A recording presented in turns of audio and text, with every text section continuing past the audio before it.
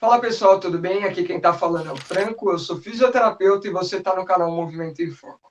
Hoje eu vou mudar um pouquinho o tipo de vídeo que a gente faz e eu vou mostrar um pouco de como a gente faz na prática uma leitura e uma análise do movimento.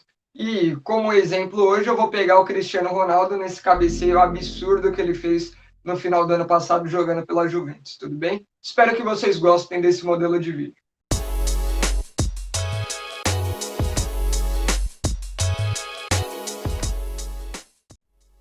Bom, como prometido, vamos lá. A gente vai fazer uma análise desse vídeo na prática. Olha aí o quanto que ele sobe, olha o posicionamento que ele tem para cabecear e como ele encobre o goleiro ali, colocando a bola numa posição ali bem difícil, né?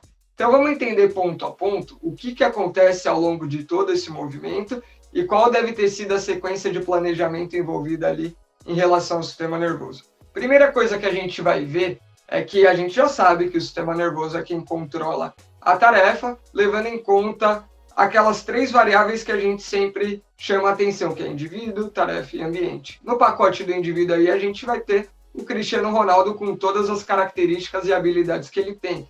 Então, com a inteligência dele, com a força dele, com a habilidade de treinamento, experiência prévia que ele já tem, assim como outras tantas características que a gente pode pôr aí. No ambiente, a gente vai ter um gramado excelente aí de um campo profissional e vai ter também aí todos os marcadores dele, inclusive o goleiro ali dificultando em relação à posição que ele vai ter que colocar essa bola para tentar tirar ela desse goleiro. Mas não para por aí. Se a gente pegar num jogo profissional, tem muita coisa envolvida. Olha lá a torcida no fundo, né? Olha lá todo o envolvimento emocional e social que tem aí nessa partida. Então, em uma bola aí que pode decidir o jogo, ele vai lá, sobe, cabeceia e com muita categoria, bota aí numa posição bem difícil para o goleiro pegar.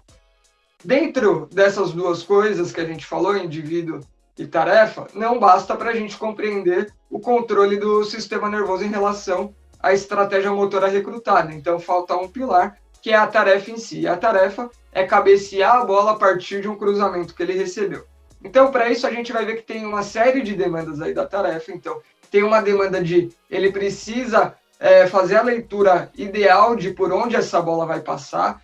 Além disso, ele tem que detectar qual que é a estratégia que ele vai ter que recrutar para interceptar essa bola no momento certo, para ele entrar com a cabeça. E além disso, não basta ele interceptar e bater nessa bola no momento certo, ele tem que chegar antes do zagueiro ali. E além de chegar antes do zagueiro, ele tem que bater nessa bola de um jeito que ela vá numa posição difícil do goleiro pegar.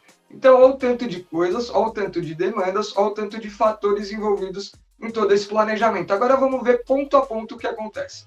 A primeira coisa, a gente vai ver que ele não desgruda o olho da bola, que é a variável de interesse, já que para fazer o gol eu preciso interceptar essa bola com a minha cabeça para colocar ela num ponto que seja para o goleiro pegar, eu preciso ficar de olho nessa variável de interesse. Então, todo o restante pode variar. Eu posso dar um passo a mais, um passo a menos na corrida.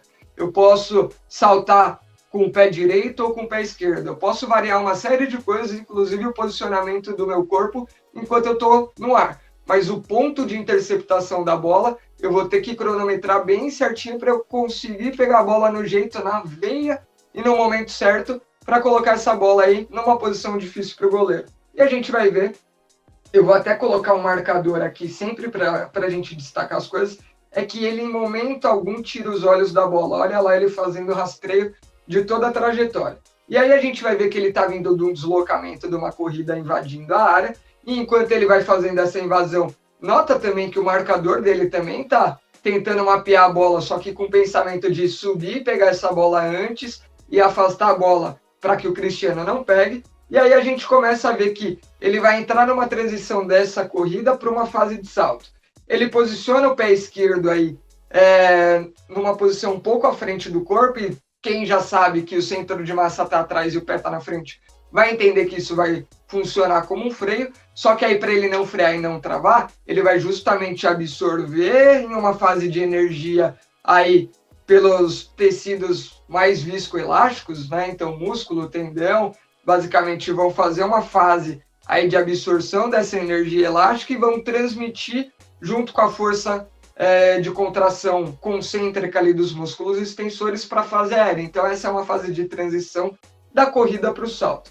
Então ele começou a frear, nota como ele está, de certa forma, agachado, e agora ele começa a estender. Nessa fase, olha ele entrando aí com uma força de empurrar o chão e recrutando o que a gente chama de extensão cruzada. Então, enquanto o membro inferior esquerdo vai empurrando lá o chão para baixo, ele vai transmitindo essa força por meio dessa fase de subida. Então, enquanto o membro inferior esquerdo estende, a gente vai ver flexão do membro inferior direito, né? Então, essa extensão cruzada que vai ter um padrão diferente no membro superior, né? E aí a gente vai ver ele subindo e transmitindo essa força para a fase aérea. Agora vamos ver essa leitura dinâmica aí. Ele vindo da transição, sobe, nota o quanto que ele sobe bem alto, se posiciona, atrasa um pouquinho a posição da cabeça, toca na bola a ponto de cobrir o goleiro e não deixa de olhar na bola nem na hora que ele está embaixo. Então vamos ver de novo, saiu da corrida, entrou na fase de salto com toda aquela descrição que a gente já viu e agora a gente vai entender essa subida até ele posicionar a cabeça. Então, nota como em momento algum ele tirou os olhos da bola, então a variável de interesse sempre sob controle dos nossos sensores, principalmente o visual, nesse caso que é determinante para a tarefa, e aí ele vai subindo e transmitindo aquela força, e notem como o alinhamento corporal dele está sendo mantido e preservado, aí ele mantém um bom alinhamento e distribuição da carga aí ao longo da subida. Tudo bem que a fase aérea não costuma ser uma fase perigosa, né, porque a gente não tem a tal da força de reação do solo ali. Mas notem o quanto ele preserva aí o alinhamento dos segmentos corporais. E ele vai subindo, subindo, subindo, subindo, subindo. E nota a diferença, ele já está lá no alto, enquanto o marcador dele nem do chão saiu ainda, né? E aí ele sobe, sobe, e a gente vai ver que no ponto máximo dessa subida dele, ele chega aí numa altura de 2,56 metros. E vamos voltar lá com o nosso marcador.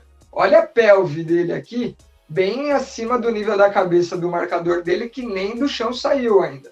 Então, ele gerou aquela propulsão a ponto de posicionar a cabeça dele a 2,56 metros do chão, o que é um absurdo. E aí, a partir daí, a gente vai ver ele entrando em contato com a bola. Então, vamos rever tudo aí que a gente já viu até agora.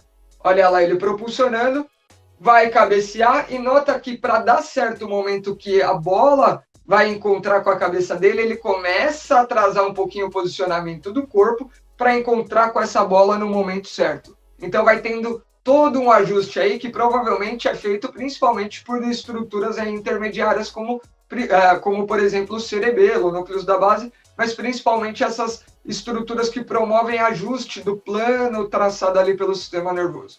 Então esse é o ponto mais importante. Nota agora a fase que ele atrasa a cabeceia e agora a gente vai começar a ver a descida dele.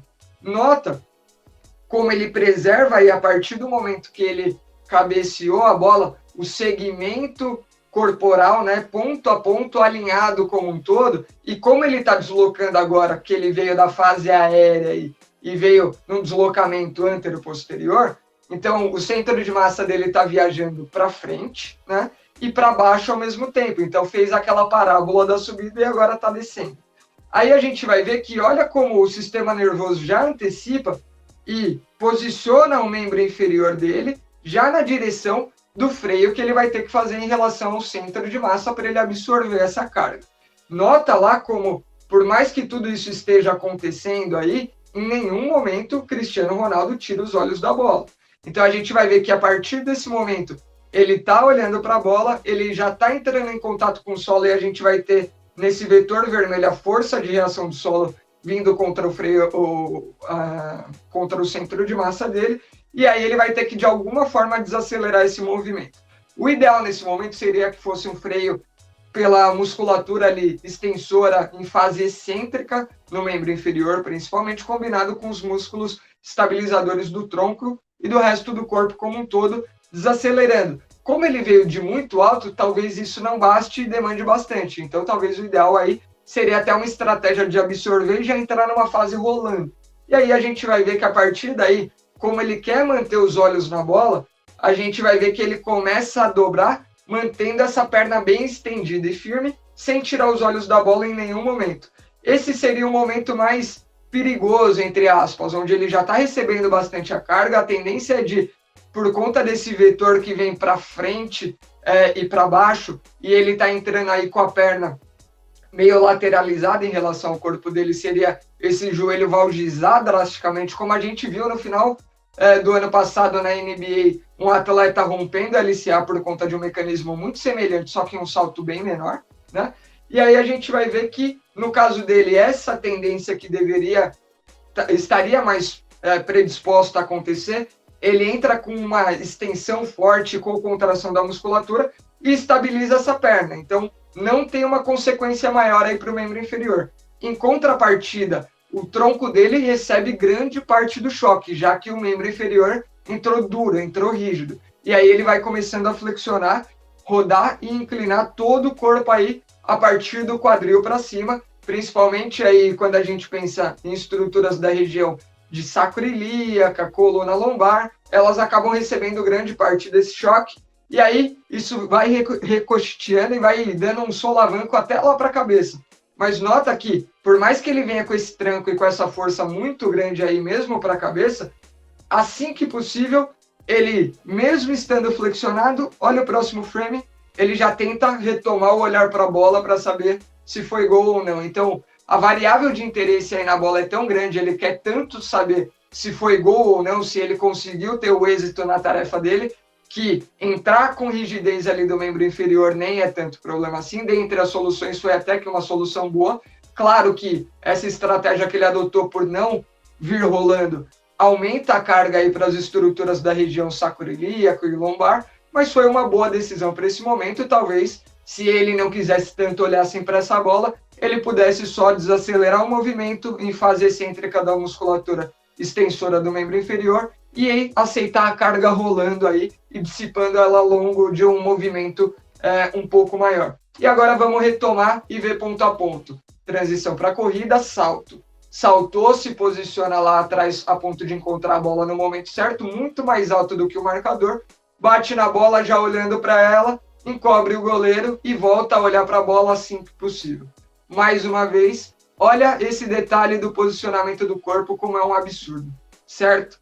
Então era isso que eu queria trazer para vocês. Espero que vocês tenham gostado desse tipo de análise e desse tipo de visão quando a gente interpreta o movimento. E espero que vocês tenham conseguido notar como a estratégia selecionada teve êxito, ele foi eficaz, cumpriu a tarefa que ele se propôs a fazer.